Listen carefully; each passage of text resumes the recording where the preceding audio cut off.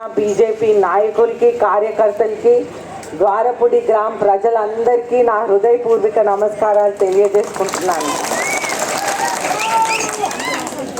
అయితే ఇప్పుడు మనం ఈ గ్రామానికి బాబు ష్యూరిటీ భవిష్యత్ గ్యారంటీ ప్రోగ్రాం రచ్చబండ అవుతున్నప్పుడు మనం వచ్చాం.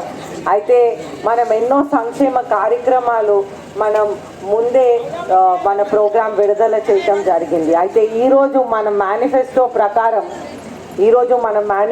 ప్రకారం ఉమ్మడి మేనిఫెస్టో, ఎందుకంటే బీజేపీ, జనసేన, టీడీపీ మూడు పార్టీలు కలిసి మనం ఎన్నికలకు వెళ్తున్నాయి. అయితే మనం రాష్ట్రాన్ని రక్షించటానికే ఈ మూడు పార్టీలు కలిసినాయి అనేది ముఖ్యంగా మీరు అర్థం చేసుకోవాల్సిన అవసరం ఉంది. అయితే ఒక ఉమ్మడి మేనిఫెస్టో అనేది ఈ మూడు పార్టీలు కలిసి విడుదల చేసినాయి. అయితే మనం రాజ్యాంగం రచించిన టైం నుంచి మొట్టమొదటిగా సంక్షేమం మొదలుపెట్టిన నాయకుడు నందమూరి తారక రామారావు గారని మనం గర్వంగా చెప్పుకోవచ్చు. అలాగే ఈరోజు మీ ముందున్న సంక్షేమ కార్యక్రమాలు మొట్టమొదటిగా మీకు 4,000 పెన్షన్, చంద్రబాబు నాయుడు గారు ముఖ్యమంత్రి అయ్యాక 4,000 పెన్షన్ మీ ఇంటికి వస్తుంది. అలాగే ఏప్రిల్ నెల నుంచి వస్తుంది. అయితే చంద్రబాబు నాయుడు గారు ముఖ్యమంత్రి అయ్యాక జూలైలో 7,000 పెన్షన్ మీ చేతికి మీ అందరికీ వస్తుంది. అదేవిధంగా దివ్యాంగులకి ఎప్పుడైనా చంద్రబాబు నాయుడు గారు మనసుతో ఆలోచిస్తారు. సో అలాగా దివ్యాంగులకి 6,000 రూపాయలు పెన్షన్ను ప్రకటించారు.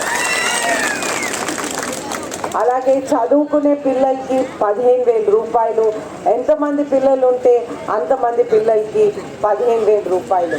ఒకరుంటే 15,000, ఇద్దరుంటే 30,000, ముగ్గురుంటే 45,000. ఆ విధంగా ఎంతమంది పిల్లలు ఉంటే అంతమంది పిల్లలకి 15,000 రూపాయలు మీకు వస్తుంది.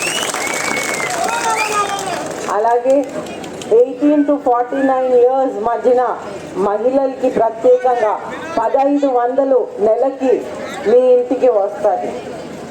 అలాగే 23 గ్యాస్ సిలిండర్లు ప్రతి సంవత్సరం మీ ఇంటికి వస్తుంది. అయితే పెరిగిన ధరలు చూసి చంద్రబాబు నాయుడు గారు ఫస్ట్ ఆఫ్ ఆల్ మీకు ఎప్పుడో దీపం పథకం పెట్టి పేద మహిళల కోసం గ్యాస్ సిలిండర్ వినియోగించడం అలవాటు చేశారు. ఎందుకంటే మీ ఊపిరితిత్తులకి, మీ కంటికి ఇబ్బందులు వస్తున్నాయని. అయితే ఈ రోజున్న పరిణామాల్లో పెరిగిన ధరలు సందర్భంగా మీకు 3 గ్యాస్ సిలిండర్లు ఉచితంగా సంవత్సరానికి మీ ఇంటికి వస్తాయి. అదేవిధంగా మహిళలకి ఉచిత బస్ ప్రయాణం మీకు వస్తుంది.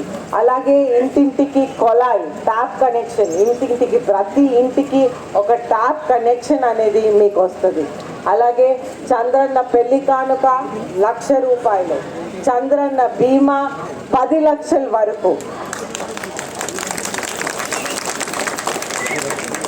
ప్రతి రైతుకి 20,000 రూపాయలు సంవత్సరానికి.